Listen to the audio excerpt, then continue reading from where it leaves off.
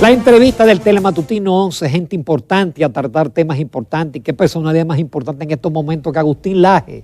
Argentino, politólogo, periodista, escritor, conferencista y yo diría que lo resume un activista pro vida. Buenos días, Agustín, muchísimas gracias. Buenos días, Ramón, gracias por la invitación, es un honor para mí estar acá. Te agradecemos porque sabemos que tú tienes una agenda. Muy buenos días, Agustín. Y tenemos a Jacqueline Morel desde su casa. Hola, ¿qué tal? Buen día, mucho gusto. Buenos días, Agustín, mucho gusto. Agustín está asediado porque todos los programas lo quieren en estos días. Bueno, arrancamos con una buena noticia porque no incluyeron las causales por lo menos a nivel de comisión. Pero yo quisiera que tú las trates porque cualquiera que no esté informado diría, oye, pero si la vida de la madre está en peligro, ¿cómo vamos a obligarlo a que tenga un niño? Si ella lo que lleva en su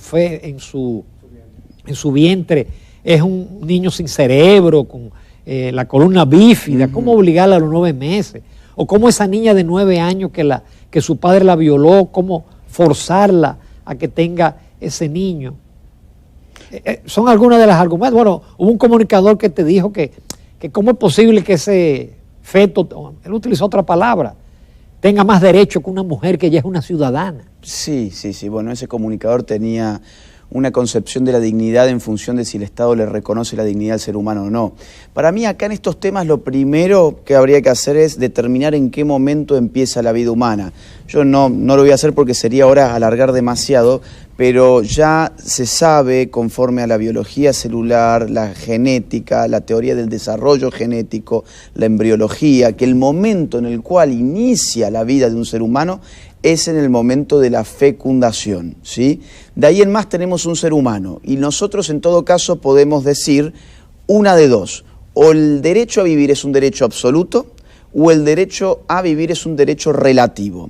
Cuando queremos meter causales para la vida, estamos diciendo que la vida es un derecho relativo. ¿Relativo a qué? Bueno, relativo, por ejemplo, a la continuidad de la vida de la madre, tal como usted me dijo que una de las causales especificaba. Ocurre, sin embargo, que esa que ha sido uno de los argumentos más utilizados ya estaba en el Código Penal. El Código Penal que se está tratando ahora en el artículo 110. El artículo 110 exime de responsabilidad penal a los médicos que, habiendo agotado todas las posibilidades médicas y tecnológicas para salvar las dos vidas, finalmente, salvando una de las vidas, pierden la otra. Pero eso no es un aborto, porque no hay intención de abortar. Cuando hoy leía a la mañana un titular de un diario que a mi juicio estaba errado conceptualmente, que decía, bueno, de las 3 causales se va a aceptar una, que es el de la mujer, el de la vida de la mujer. Ahora, eso no es una causal, porque en el aborto hay intención de hacer un aborto. En el artículo 110 se garantiza que la vida de la madre se salve, pero la intención es salvar la vida de la madre, no la de matar la vida de su hijo. Entonces, cuando se agotan todas las posibilidades y médicas y tecnológicas y lamentablemente la criatura en el procedimiento fallece, el médico no va a ser penalizado y eso está muy bien que así sea, porque no se le puede pedir a los médicos algo imposible. La ciencia médica ha avanzado muchísimo, afortunadamente, pero hay casos en los cuales finalmente no se puede hacerlo todo. Lo cierto es que las causales son 3. Salud, porque el tema de la vida, como le dije, está resuelto en el 110. Salud, violación y malformaciones graves, pero que la divide en 2, porque hay 2 numerales en ese artículo. Este artículo es el 7º de la ley. El numeral 2 de las malformaciones graves nos dice simplemente eso, malformación grave. Y el numeral 3 nos dice malformaciones graves incompatibles con la vida. Ahora, mi miedo es con el 2, porque ¿qué es una malformación grave? No está determinado, al contrario, está totalmente abierto a la interpretación. Claro. ¿A la interpretación de quién? Bueno, será quizás de la mujer embarazada, del médico, del juez. Por ejemplo, el síndrome de Down, ¿es una malformación grave? Esa ley no nos especifica. No. Y esos son niños normales, que sus padres los quieren. Bueno, es que aunque el padre no lo quiera el niño Down tiene dignidad porque sigue siendo un ser humano. Y la dignidad del ser humano no está en función del deseo de un adulto. Ese es el punto. Nuestra sociedad con el aborto debate dos concepciones del derecho y de la vida totalmente distintas. O entendemos que la vida del ser humano tiene dignidad intrínseca porque es un ser humano, o entendemos que, bueno, la dignidad del ser humano es variable. Hay seres humanos más dignos. Si ese ser humano es Down, bueno, a él lo podemos reventar porque podemos concluir que eso es una malformación grave. Eso es lo que han concluido, por ejemplo, en países como España, donde los niños Downs prácticamente ya no nacen. Eso han concluido también en muchos otros países nórdicos, por ejemplo, de la Europa del Norte, donde los niños Downs prácticamente ya no nacen porque se considera que eso es una malformación grave y tenemos que reventarlos antes de que nazcan porque queremos gente pura, queremos una raza limpia. Entonces, estas ideas a mí me empiezan a dar mucho miedo realmente, porque creo que esta es la puerta de ingreso a lo que puede ser, a lo que ya es de hecho un genocidio silencioso. Y las causales son la antesala de un aborto libre. Esto ha pasado en mi país, o sea, yo no vengo, digamos, a contarles un cuento, les vengo a contar lo que lamentablemente ha pasado. Ustedes en diciembre ya dieron luz verde al aborto. Y a mí me entristeció mucho, y al 75% de los argentinos que estábamos en contra del aborto, el 75%, nos entristeció muchísimo. Y en Argentina empezamos así. Primero las tres causales, las mismas que acá, es un calco, este guión no se lo han inventado acá ustedes. Es un copy-paste. Es un copy-paste y tampoco lo hemos inventado nosotros. Tampoco es una casualidad que en este mismo momento en Perú se esté discutiendo la liberalización total del aborto después de haber pasado por las causales o que en Chile esté pasando lo mismo. Esto es una película. El botón play de la película son las tres causales. Ahora, esta es una película muy particular, porque cuando uno le pone play, después ponerle pausa es muy difícil. Cuando las causales pasan, hay un segundo paso de la agenda. Ese segundo paso es volver laxas las causales. Por ejemplo, decimos riesgo de salud de la madre. Claro, toda la población entiende que se está refiriendo a la vida de la madre. No, de inmediato van a decir, vamos a ver qué dice la OMS, qué significa salud. Salud integral para la OMS significa la armonía entre la salud física, mental y social. Para la OMS, vamos a decirlo así, todos nosotros estamos enfermos. Por lo menos yo no conozco a ninguna persona que tenga plena armonía entre su salud física, mental y social. Por ejemplo, un estudiante universitario tiene al día siguiente un examen y está ansioso, está estresado, es algo totalmente normal, pero conforme a la conceptualización de salud integral de la ONU, él está enfermo. Entonces, esta visión tan amplia de la salud, lo que hace en el tema que nos compete, que es aborto, es permitir en la práctica abortos para todo el mundo. Simplemente una mujer embarazada va a un médico y le dice, oiga, mire, estoy con mucho estrés, mucha angustia, estoy deprimida por mi embarazo, está en peligro mi salud integral, conforme a lo que dice la OMS, así que por favor hágame un aborto. O por ejemplo, mire, este embarazo a mí me ha generado una pelea con mi pareja, además he perdido el trabajo, estoy en un problema social. Bueno, eso se configura como parte del concepto salud integral de la ONU, por lo tanto, venga que le hago un aborto. Y algo parecido pasa con la causal violación, por ejemplo. Yo he leído la ley, el proyecto de ley, mejor dicho, de aquí, y aquí se pide la denuncia, se pide que la mujer embarazada haga una denuncia. Ahora, con el tiempo, van a ver que va a ser muy rápido. Si esto pasa, que afortunadamente no va a pasar, pero si esto pasara, muy rápidamente el requisito de la denuncia se quita. Además, la denuncia puede ser verdadera o puede ser falsa y nuestros sistemas judiciales tardan meses y a veces años en determinar qué fue lo que pasó ahí. Entonces quizás uno ya tiene la criatura nacida y dice, bueno, ¿y qué fue lo que pasó hace un par de años? O abortado el niño muerto. O abortado el niño. Entonces realmente son puertas muy peligrosas porque empieza a escalar. Incluso, sí. Sí, Agustín. Sí. Me gustaría saber cuál fue la experiencia que vivió conjuntamente con Monseñor Víctor Masalles y la comisión que discutía este tema en el Congreso Nacional. En razón de que ya había algunos legisladores que se habían pronunciado de que había mucha intromisión de gente que no eran legisladores o grupos que no eran legisladores opinando y tratando de convencer a los congresistas por un lado o hacia otro. ¿Cómo fueron recibidos? ¿Cómo fue la experiencia en el Congreso Nacional? Mire, fue una experiencia muy, muy grata, creo que para todos. Allí había también algunas personas que no estaban de acuerdo con mi postura. Discutimos el tema.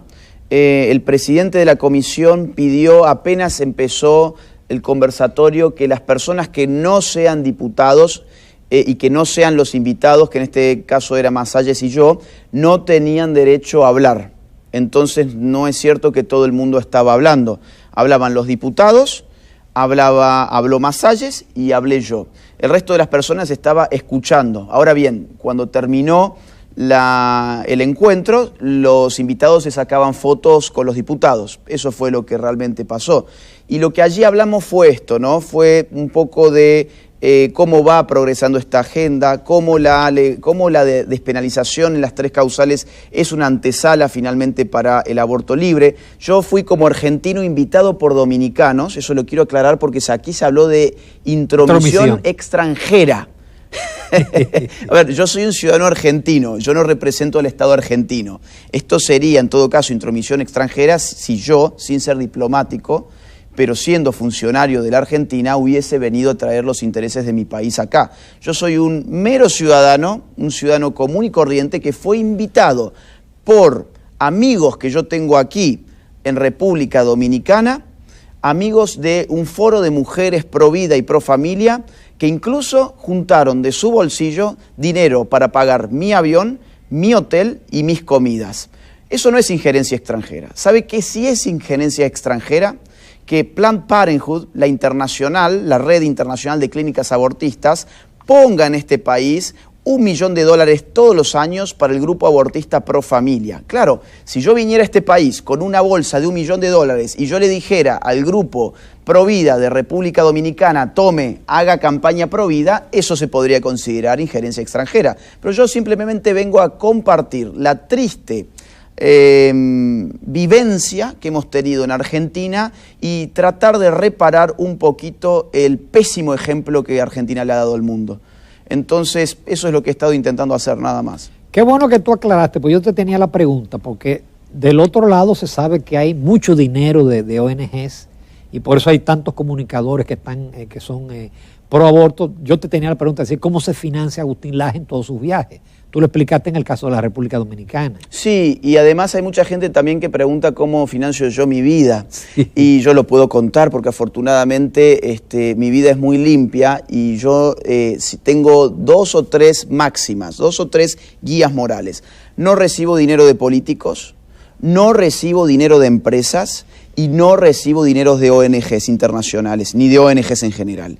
Yo solamente recibo microdonaciones a través de una plataforma que se llama Patreon, de gente común y corriente que está en su casa y que quiere donar $3, $6, lo que sea, para apoyarme a mí a sostener lo que yo hago. Y además, mis ingresos vienen por las ventas de mis libros, que afortunadamente se venden muy bien mis libros. Y además, yo tengo un canal de YouTube, y entonces eso, cuando YouTube no me censura o no me lo desmonetiza, algún ingreso también puede generar. Esa es mi forma de vida, porque yo sé que hay mucha especulación. Incluso en algún programa alguien dijo que yo estaba financiado por Estados Unidos y la CIA, o alguna estupidez por el estilo.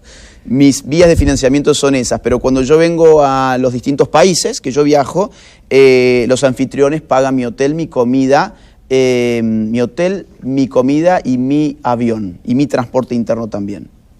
Me gustaría, señor Laje, que compartiera con nosotros cómo comenzó todo esto, cómo comenzó esta participación suya a nivel internacional con el tema de la vida y de esa agenda que usted dice que tienen algunos países o que tiene un país en particular para que nosotros cambiemos y que nos vayamos por esa agenda.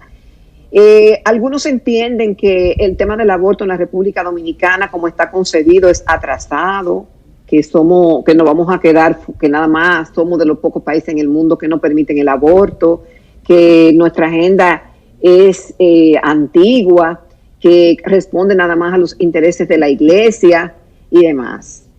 ¿Qué opina de todo esto y cómo comenzó, cómo se involucra Agustín Laje en esto y tiene una presencia internacional en el tema de la vida? Bueno, muchas gracias. Son 2 o 3 preguntas que me van a tomar algún minutito. Mire, yo he notado eso acá en este país. Yo no he conocido el país, las 3 veces que vine he conocido los hoteles y los estudios de televisión, lamentablemente nunca he ido ni siquiera al mar, pero sí he conocido mucho a la gente, eso sí, he conocido mucho a la gente.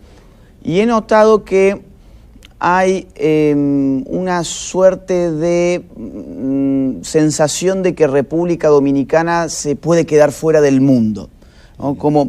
Hay como un sentimiento como si el dominicano estuviese por detrás del mundo siempre. Y como si además hubiese una historia ya escrita que hay que seguir ese guión y estamos yendo todos hacia un lugar y entonces tenemos que ir todo el mundo entero hacia un lugar. Mire, hubo una época en la cual parecía que todo el mundo iba hacia el comunismo. Hubo una época en la cual parecía que gran parte del mundo iba hacia el nazismo. Que el mundo o parte del mundo vaya hacia un lugar no significa que ese lugar sea bueno. Porque los muchos hagan algo no vuelve bueno aquello que los muchos hacen. Eso se llama en lógica falacia ad populum. Es decir, porque muchos dicen tal cosa, esa cosa es verdadera. Porque todos han legalizado el aborto, entonces es porque el aborto verdaderamente es algo bueno. Eso es una falacia.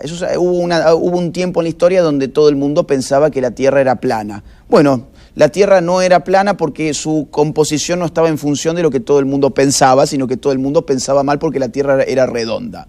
Entonces yo me pregunto, ¿por qué República Dominicana no puede tener razón?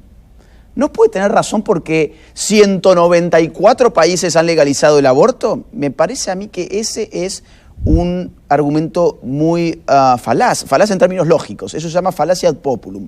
Por otra parte, he encontrado también acá algo que le llaman el complejo de, y le ponen un nombre inca, de muy difícil pronunciación para mí, que vendría a ser un complejo como... De Guacanagarí. Eso mismo. Claro, y yo analizo y veo que, por ejemplo, yo fui al Congreso de la Nación. Y entonces todos estaban, ¡ay, ahí están todos los que tienen el complejo del Inca y no sé qué! Porque al Agen no se lo escucha en ningún lugar y nosotros sí lo escuchamos porque somos acomplejados. Y entonces queremos que un extranjero venga a decirnos tal y cual cosa. Mire, yo le cuento, yo he estado disertando en el Congreso de México, en el Congreso de Costa Rica, de Colombia, de Uruguay, de Chile, de muchísimos países de la región, de Perú. Y nadie en esos países dijo que me habían invitado porque el pueblo tenía un complejo de no sé qué inca.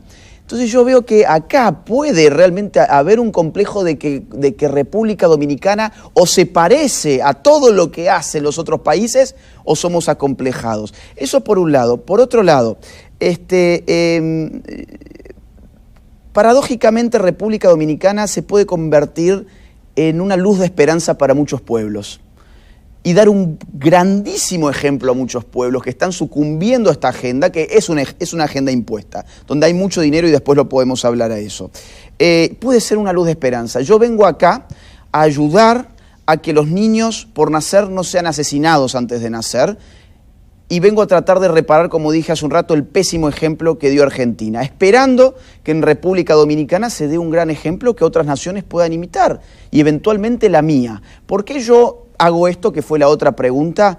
Porque yo no quiero que llegue un día en el cual mis hijos o mis nietos me pregunten, ¿y cuando todo eso estaba teniendo lugar?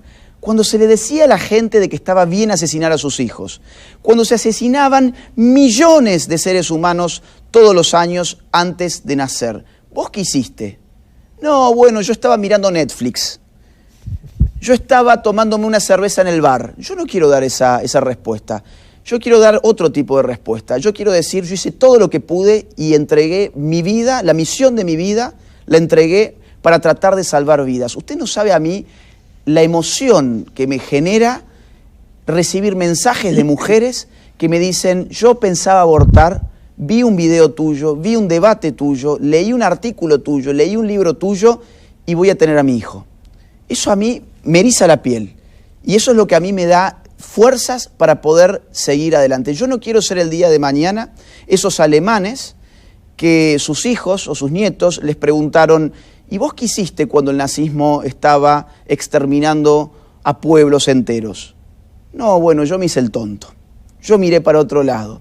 Seguí haciendo mi vida. No, yo quiero hacer mi vida y estoy haciendo mi vida, pero estoy haciendo una vida de lucha a favor de la vida humana por nacer y de la vida humana en general. Agustín, yo sé que uno de estos argumentos yo lo comparto, que esto es un tema también demográfico. Sí. Y mi pregunta es porque en Europa está avanzando el tema de la eutanasia. Porque a ellos se les... Eso nos viene también a nosotros. A ver, a ellos se les ha invertido la pirámide poblacional. Fíjese qué importante. En el año 1974 apareció el famoso informe Kissinger. Fue un informe secreto que tenía 3 destinatarios. Fue redactado por el secretario de Estado de los Estados Unidos, Henry Kissinger. Y los destinatarios fueron Richard Nixon, presidente de Estados Unidos, el jefe de la CIA y el jefe de USAID, que también tiene mucha injerencia en estos temas acá. Kissinger le decía básicamente al presidente de Estados Unidos y al gobierno, miren, el tema de la natalidad, sobre todo en los países pobres, es un tema de seguridad nacional para nosotros, es un tema de interés económico para nosotros y es un interés migratorio y ambiental para nosotros. Porque cuanto más se van reproduciendo estos pobres del mundo, esto significa más consumo de recursos naturales que nosotros en Estados Unidos necesitamos, significan más presiones migratorias hacia nuestro país rico, significa más contaminación, porque ellos no toman su café en vasitos de Starbucks que los reciclan, no tienen energías limpias, son pobres para estar pensando en que están necesitando tener los tachos de basuras discriminando los bienes que van arrojando allí. Entonces, estos tipos son un peligro. Vamos a tratar de que se empiecen a reproducir menos. Y ese informe lo que les pide a Estados Unidos es que se ponga al frente de campañas por el aborto en los países, porque ningún país ha reducido su natalidad sin recurrir al aborto. Ahora, esta agenda la aplicaron también en los países ricos, no lo aplicaron solamente en los países pobres. De hecho, los países pobres fueron los que más han resistido. Y hoy vemos países ricos que han aplicado desde hace décadas esta agenda y estamos viendo sus consecuencias poblacionales. España, por ejemplo, su tasa de nacimientos es 1.1. Es decir, es menos de la mitad de lo que una sociedad necesita para recambiar sus generaciones. Con 1.1 yo no puedo cambiar, yo no puedo tener nuevas generaciones que sean capaces de reproducir mi sociedad. Entonces, ¿qué está pasando en España? Hay una pirámide invertida. Tenemos muchos viejos y muy poquitos jóvenes. ¿Cómo se sostiene un sistema provisional en esas condiciones? ¿De dónde sale la mano de obra en esas condiciones? Además, tenemos muchas bocas que alimentar de personas que ya no pueden trabajar por su edad. Bueno, tenemos aborto, ahora necesitamos eutanasia. Primero para los niños por nacer, después para los ancianos inútiles que ya no nos sirven para el sistema productivo. Y además vamos a tener que empezar a traer gente de afuera, porque acá ya no queda gente que trabaje. Abrimos las puertas y que vengan de otras civilizaciones. Entonces, por eso España hoy está llenándose de otras civilizaciones que en muchos casos son muy violentas contra la mujer, que están generando muchos problemas en estos sentidos, y no solamente en España, en Suecia también. En Suecia ya hay barrios donde uno no puede ingresar. La policía ya no tiene control en muchos barrios de Suecia porque ahí aplican la ley de la Sharia, no aplican la ley sueca. Entonces, lo que termina pasando en estas sociedades es que se autoaniquilan. Quisieron controlar el nacimiento y destruyeron su sociedad. Muy bien, muy bien. Y la parte... Sí, Agustín. Sí. Vi en una participación suya que usted argumentaba el tema de que, bueno, la madre no quiere el niño, la familia no quiere el niño, pero hay una gran cantidad de personas que están solicitando niños en adopción y que el sistema es tedioso, es largo y muy complicado y muchos desisten por la cantidad de requisitos y por lo largo del mismo. Y usted planteaba el hecho de que esos niños que no se quieren, pues que vayan a esos centros de adopción y que se facilite la adopción de estos niños. ¿Eso sería una solución? Mire, acá hay muchas políticas públicas por hacer. Lo que pasa es que la política pública más fácil de todas es el aborto. Nos dicen, con aborto vamos a solucionar todos nuestros problemas y se acabó, y después los problemas siguen existiendo por todas partes. Les voy a dar algunos datos. En todas nuestras sociedades hay más parejas demandando un niño para ser adoptado que ofertas de niños en adopción. Pero ¿qué ocurre? ¿Por qué esto está funcionando tan mal? Porque las parejas generalmente lo que quieren son niños muy chiquitos, muy pequeños. Y al revés, lo que genera el Estado con su burocracia, que suele durar años, es que como dura años estos trámites, le terminan llevando a la casa a un niño que ya tiene 8 años y que ha pasado 8 años de su vida en un orfanato esperando a que los burócratas de un Estado terminen de llenar los papeles. Entonces, una buena política pública sería buscar la manera de acelerar, desburocratizar el sistema de adopción.